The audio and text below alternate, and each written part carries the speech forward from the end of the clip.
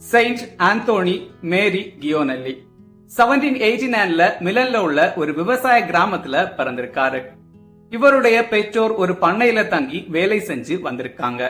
அந்த பண்ணையோட உரிமையாளர் தான் இவருக்கு குருத்துவ படிப்புக்கான செலவுகளை செஞ்சிருக்காரு. 18வது வயசுல இறையியல் மற்றும் புனித வழிபாட்டு முறையை கற்று முனைவர் பட்டம் பெற்றிருக்காரு. ஜெனோவாவோட பேராயரான கியூசப் மரியஸ்பினா இவருக்கு குருத்துவ அருட்பொழிவு செஞ்சிருக்காரு. குருவாகிறதுக்கு வயது குறைபாடு இருந்தும் இவருக்கு சிறப்பு அனுமதி வழங்கப்பட்டிருக்கு. குருவானதுக்கு பிறகு மோண்டோவோ பங்கோட பங்கு தந்தையா பணியாற்றியிருக்காரு. சில ஆண்டுகளுக்கு பிறகு சியோவாரா அப்படிங்கிற இடத்துல தலைமை குருவா பணியாற்றியிருக்காரு. கிட்டத்தட்ட 11 வருஷம் அங்க பணியாற்றியிருக்காரு.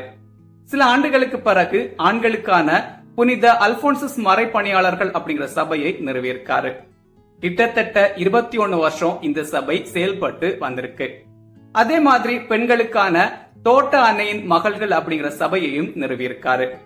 ஏழைகளுக்கு உதவி செய்வது, நோயாளிகளுக்கு சேவை செய்வது இந்த சபையோட முக்கிய நோக்கமா இருந்திருக்கு. திருத்தந்தை 13ஆம் லியோ அவர்கள் இந்த சபையை அங்கீகரிச்சிருக்காரு.